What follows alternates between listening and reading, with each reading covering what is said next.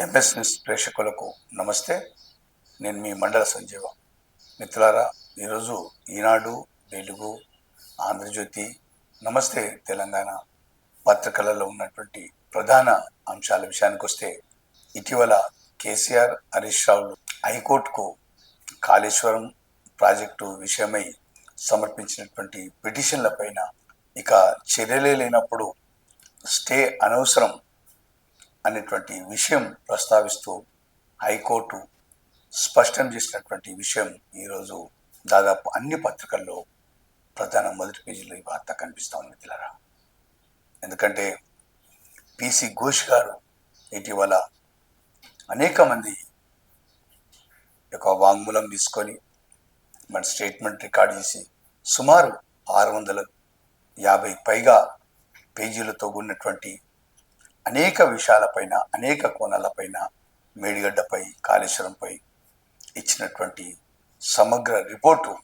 మరి ఆ యొక్క మేడిగడ్డ ప్రాజెక్టు ఎందుకు కుంగింది, ఈరోజు ప్రజల మధ్యలకు ఆ యొక్క విషయం ఏ విధంగా చర్చకు వచ్చింది, మరి కుంగినటువంటి విషయం, తప్పిదాలు, మరి ఎవరి ప్రమేయము, ఇంజనీర్లదా, మరి అధికారులదా, పాలకులదా అనేటువంటి రకరకాల వివిధ భిన్న రకాల పైన పిసి ఘోష్ గారు జస్టిస్ మరి ఇచ్చినటువంటి సమగ్ర రిపోర్టు పైన మరి కేసీఆర్, హరీష్ రావులు పిటిషన్ వేసి మరి మాకు అవకాశం ఇవ్వాలి, ఆ యొక్క పిసి ఘోష్ గారి యొక్క నివేదిక తప్పుగా ఉంది అనేటువంటి విషయం పైన కోర్టుకు వెళ్ళిన సందర్భంలో హైకోర్టు ఈ విధంగా స్పందించినటువంటి విషయం స్పష్టమవుతూ ఈరోజు ప్రధానంగా ఈ వార్త కనిపిస్తాను మిత్రులారా.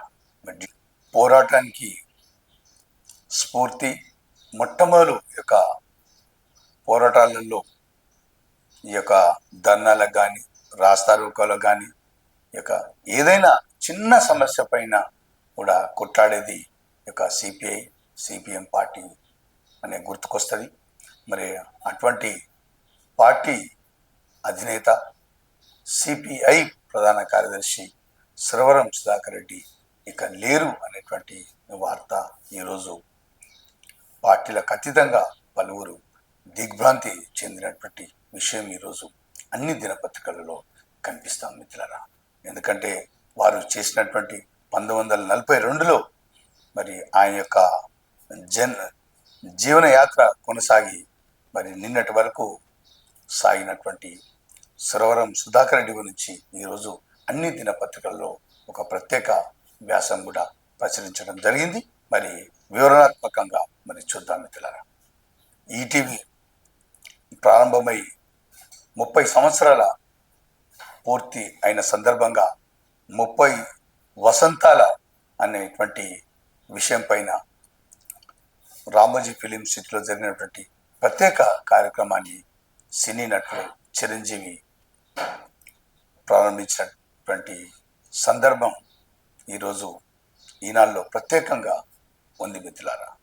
అదేవిధంగా ఇదే పత్రికలో శునకాలకు వీధిలో ఆహారం పెట్టొద్దు అనేటువంటి విషయం సంబంధించినటువంటి వార్త కూడా ఈరోజు ప్రధాన పేజీలో కనిపిస్తూ ఉంది.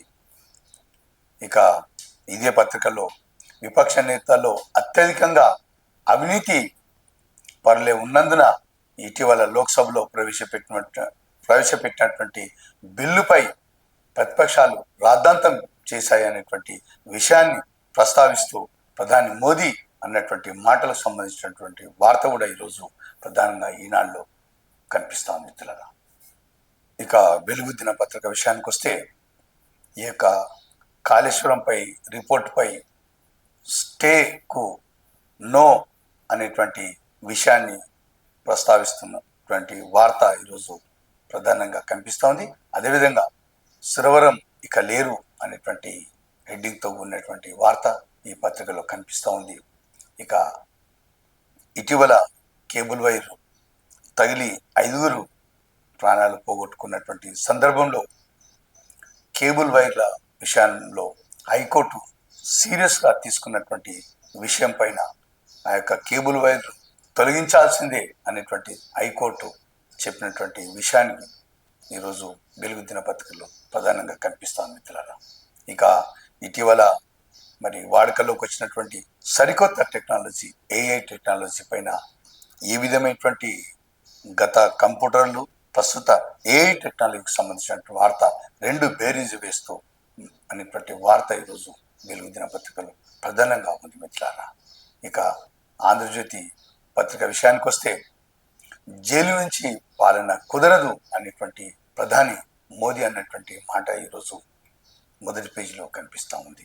లోక్సభలో ప్రవేశపెట్టినటువంటి బిల్లుకు మరి ప్రతిపక్షాల రాద్ధాంతం, మరి అనేక మంది ఈ యొక్క కాంగ్రెస్ పక్ష నేతలు కానీ ఆ యొక్క నాయకులు అనేకమైనటువంటి నేరారోపణలు ఉన్నట్టు గుర్తించినందునే వారు రాద్ధాంతం చేశారు అనేటువంటి దిశగా ఈరోజు ఈ యొక్క వార్తాపత్రికల్లో ఒక వార్త కనిపిస్తుంది మిత్రులారా.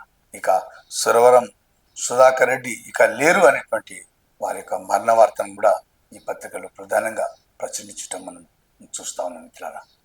ఇక కాళేశ్వరం పైన ఇటీవల కేసీఆర్ హరీష్ దాఖలు చేసినటువంటి పిటిషన్ పైన మీది అనవసరమైన ఆందోళన అనేటువంటి విషయం ప్రస్తావిస్తూ ఈ హెడ్డింగ్ను వాడుతూ ఈ యొక్క ఆంధ్రజ్యోతి పత్రికలో కాళేశ్వరం పైన ఈ వార్త ప్రచురించడం కనిపించింది మిత్రులారా. ఇక ఇటీవల సుప్రీంకోర్టు ఆదేశాల మేరకు టీఆర్ఎస్లో గెలిచి మరి కాంగ్రెస్లో చేరినటువంటి 10 మంది ఎమ్మెల్యేలకు సంబంధించి 5గురికి నోటీసులు, ఇక మరో 5గురికి త్వరలోనే నోటీసులు అనేటువంటి మాటను ప్రస్తావిస్తూ ఈ యొక్క వార్త కూడా ఈ యొక్క ఆంధ్రజ్యోతి పత్రికలో కనిపిస్తూ ఉంది మిత్రులారా.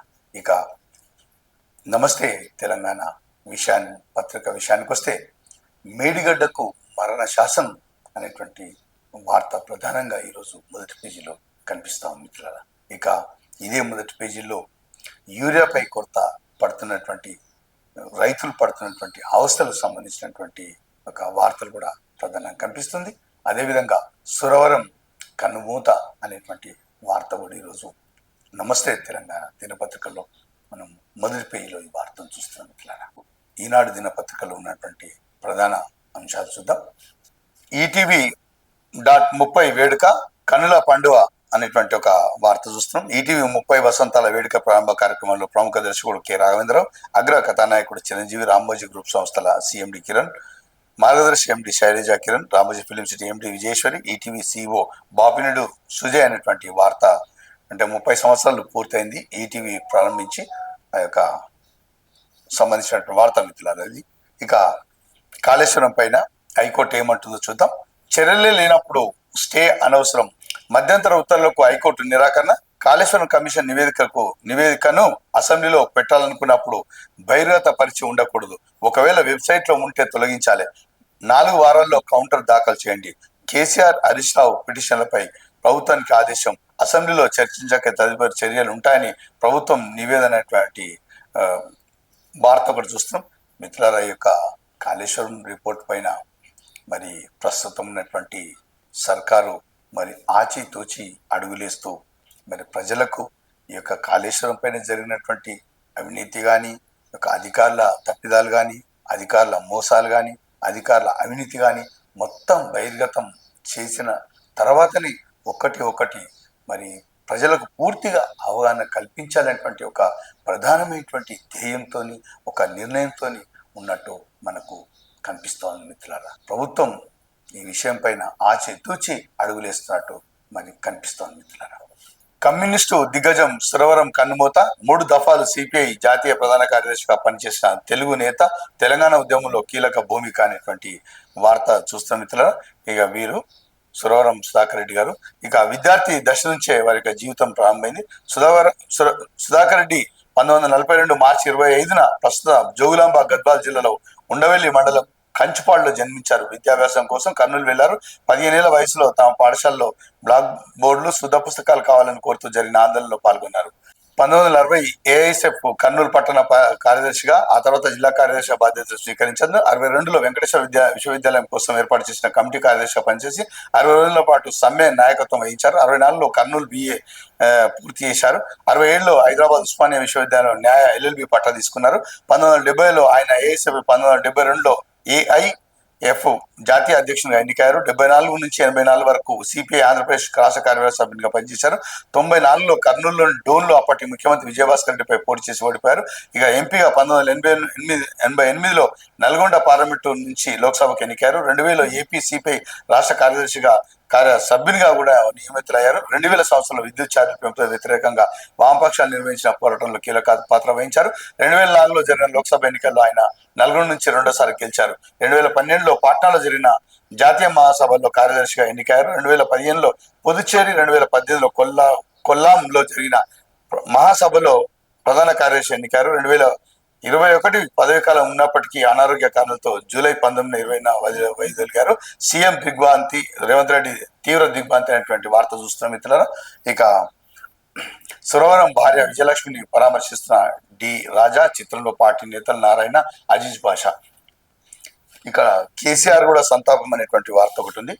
ప్రభుత్వంలో జరిగేటువంటి ఏదైనా కూడా ఒక ధర్నా కానీ, ఒక రాస్తారోక కానీ మొట్టమొదటి అనిపించేది. మంది తక్కువగా కూడా వాళ్ళు ఏం చేస్తారంటే ఒక 10 మంది అయినా సరే సిపిఐ సిపిఎం వాళ్ళు ఆ జెండాలు పట్టుకొని అనేకమైనటువంటి ఆందోళనలో పాల్గొనేటువంటి సందర్భాలు మనం చూస్తూ ఉంటాం. వాళ్ళు ప్రభుత్వాలే ఉండరు, అయినా కూడా వాళ్ళ యొక్క పోరాటం మనం చిన్న చిన్న అంటే ప్రభుత్వ ఉద్యోగ సంఘాల సంబంధించినటువంటి నుంచి మొదలు పెడితే మన రైతులకు సంబంధించి, కార్మికులకు సంబంధించి అనేకమైనటువంటి యొక్క సమస్యల పైన ఈ యొక్క సిపిఐ సిపిఎం వాళ్ళు కొట్లాడినటువంటి సందర్భాలు విలేజ్ పరంగా కూడా అనేకం చూస్తూ ఉంటాం మిత్రులారా. మరి వారికి ఎంఎస్ న్యూస్ తరఫున కూడా సురవరం సుధాకర్ రెడ్డి గారికి సంతాపం తెలియజేస్తున్నాం మిత్రులారా. శునకాలకు వీధిలో ఆహారం పెట్టొద్దు, ఉల్లంఘించిన వారిపై చట్టపరమైన చర్యలు. మున్సిపాలిటీలో వార్డుల వారీగా ఫీడింగ్ కేంద్రాల ఏర్పాటు దేశమంతటికీ వర్తించేలా సుప్రీంకోర్టు మధ్యంతర తీర్పు అనేటువంటి వార్త చూస్తున్నాం. ఇక విపక్ష నేతలు అత్యధికులు అవినీతి పరులే, జైలు లేదా బెయిల్పై ఉన్నవారే, అందుకే 130వ రాజ్యాంగ సవరణను వ్యతిరేకిస్తున్నారు. ఇండియా కూటమిపై ప్రధాని ఘాటు విమర్శలైనటువంటి వార్త చూస్తున్నాం. ఇక 1623 వైద్యుల పోస్టుల భర్తీ అనేటువంటి ఒక న్యూస్ ఒకటి చూస్తున్నాం. ఈరోజు వెలుగు దినపత్రికలో ఉన్నటువంటి ప్రధాన అంశాలు చూద్దాం. కమ్యూనిస్టు యోధుడు సురవరం ఇక లేరు, అనారోగ్యంతో ఆసుపత్రిలో కన్నుమూసిన సుధాకర్ రెడ్డి అనే వార్త చూస్తున్నాం మిత్రులారా. వారు 25/3/42 జన్మించి 22/8/25 తుది శ్వాస విడిచారు. ఇంకో విషయం మిత్రులారా, ఈ యొక్క సురవరం సుధాకర్ రెడ్డి గారు వారి జీవిత కాలం అంతా పోరాటం చేసి చివరికి వారి యొక్క పార్థివ దేహం కూడా కొంతమంది సందర్శనార్థం ఉంచి చివరికి గాంధీ మెడికల్ కాలేజ్కు వారి యొక్క పార్థివ దేహాన్ని అప్పజెప్తున్నట్లు వార్త కూడా ఉన్నది. అంటే చివరి దశలో కూడా దానం అనేటువంటి దానికి ఎంత ప్రాధాన్యం ఇచ్చారో ఈ యొక్క వార్తను బట్టి తెలుస్తుంది. శరీరం కూడా వారు దానం చేసినటువంటి ఒక సందర్భం మరి సురవరం సుధాకర్ రెడ్డి గారి రిపోర్ట్ పై స్టేకు నో, కేసీఆర్ హరీష్ కు హైకోర్టులో ఎదురుదెబ్బ అనేటువంటి వార్త కూడా చూస్తున్నాం. ఇక ప్రజల ప్రాణాలు పోవాలన్న అనుమతి లేని కేబుల్స్ కట్ చేయాల్సింది, రామతపూర్ ఘటనపై హైకోర్టు సీరియస్ అనేటువంటి వార్త చూస్తున్నాం మిత్రులారా. ఇటీవల మీకు అందరికి తెలిసిందే, శోభాయాత్రకు సంబంధించి మరి 5 నిండు ప్రాణాలు పోయినటువంటి సందర్భం. ఆ తర్వాత మరి కేబుల్ వైర్ కట్ చేస్తే మరి వాళ్ళందరూ ఆందోళన చేస్తున్నటువంటి నేపథ్యంలో హైకోర్టు ఈ యొక్క కేసును తప్పకుండా తొలగించాల్సిందనేటువంటి స్పష్టంగా చేసినటువంటి వ్యాఖ్య మనం చూస్తున్నాం. కరిచే కుక్కలనే షెల్టర్లో పెట్టాలి అనేటువంటి ఒక వార్త ఉంది హైకోర్టు సంబంధించి. వాళ్ళను ఆధార్ ప్రామాణికంగా ఓటర్ లిస్ట్ లో చేర్చండి, బీహార్ సంబంధించినటువంటి వార్త ఇది. ఇక ఐదుగురిది ఆత్మహత్య అనేటువంటి వార్త, ఇది మియాపూర్ లో నిన్న జరిగినటువంటి వార్త. ఇది ఆగం పట్టిస్తున్న డీప్ ఫేక్ ఏఐ టెక్నాలజీ వాడుతూ రెచ్చిపోతున్న సైబర్ నేరగాలు. సోషల్ మీడియాలో ప్రముఖుల డీప్ ఫేక్ మీడియాలతో ప్రచారం, గుర్తుపట్టలేంతగా ముఖ కవలికలు, భాష, హావభావాలు క్రియేట్ అనే వార్త ఒకటి చూస్తాం. గత 20-30 ఏళ్ల కింద టెక్నాలజీ విషయానికి వస్తే అప్పుడు టైప్ రైటింగ్ ఉండే, ఆ తర్వాత టైప్ రైటింగ్ పోయిన తర్వాత ఏమొచ్చింది, ఈ యొక్క కంప్యూటర్లు వచ్చింది. కంప్యూటర్ అంటే ఎంత, 2 నిమిషాల మనకు సమాధానం వస్తుంది, 2 నిమిషాల మనకు విషయాలు తెలుస్తాయని చెప్పి. ఆ తర్వాత పోయిన తర్వాత అనేకమైనటువంటి మార్పులు వచ్చిన తర్వాత మరి ప్రస్తుత తరుణంలో ఏఐ టెక్నాలజీ, ఈ ఏఐ టెక్నాలజీ ఆర్టిఫిషియల్ టెక్నాలజీ. మనుషుల్లాగానే ఉంటారు, మనుషుల్లాగానే తీరు, కట్టు, బొట్టు అన్ని విధాలుగా వారు మాట్లాడుతూ ఉంటారు. ఏదో ప్రభుత్వ పథకాలకు సంబంధించి మరి మాట్లాడుతూ ఈ యొక్క పబ్లిక్ను బురిడి కొట్టించే విధంగా ఈ యొక్క టెక్నాలజీ ఉంది. మరి ఈ విషయంలో కూడా ప్రజలంతా కూడా అప్రమత్తంగా ఉండి తస్మాత్ జాగ్రత్త మిత్రులారా. ఈరోజు ఈ యొక్క సెల్ ఫోన్ యుగంలో మనం బతుకుతున్నాం. జ్యోతి పత్రికలో ఉన్నటువంటి ప్రధాన అంశాలు చూద్దాం మిత్రులారా. సుదర్శన్ రెడ్డి నక్సల్ మద్దతుదారు అనేటువంటి విషయం అమిత్ షా అంటున్నటువంటి మాటలు ఒకటి చూస్తున్నాం. ఇది ఇక జైలు నుంచి పాలన కుదరదు, 50 గంటలు జైల్లో ఉంటే ప్రభుత్వ ఉద్యోగాన్ని కోల్పోతాడు, ప్రధానమంత్రి ముఖ్యమంత్రి మంత్రులకు ఈ రూల్ వర్తించదా అనేటువంటిది మరి మోదీ అంటున్నటువంటి మాట. ఇటీవల లోక్సభలో బిల్లు పెట్టినప్పుడు మరి ప్రతిపక్షాలు బాకౌట్ చేసినటువంటి విషయం సందర్భంగా వారు మాట్లాడుతున్నటువంటి సందర్భం కనిపిస్తుంది మిత్రులారా. ఇక బీసీ బిల్లుపై సుప్రీంకోర్టుకు క్వశ్చన్ మార్క్ తో కూడిన వార్త. 5 నెలలుగా రాష్ట్రపతి వద్ద పెండింగ్ లో ఉన్న బీసీ రిజర్వేషన్ బిల్లు, రాష్ట్రాలు పంపిన బిల్లుపై రాష్ట్రపతి 90 రోజుల్లో తేల్చాల్సిందేనని గతంలో సుప్రీంకోర్టు స్పష్టీకరణ. బీసీ బిల్లుకు ఇది వర్తిస్తుందని సర్కారు యోచన. సుప్రీంకు వెళ్తే పంచాయతీ ఎన్నికల నిర్వహణకు హైకోర్టును మరింత గడువు కోరే అవకాశం. నేడు టీపీసీసీ ఏఐసీ సమావేశంలో చర్చ అనేటువంటి ఒక వార్త కూడా చూస్తాం మిత్రులారా. సిపిఐ రాష్ట్ర కార్యదర్శిగా మరోసారి కూనంనేని ఎన్నిక అనేటువంటి వార్త ఇది ఒకటి చూస్తున్నాం మిత్రులారా.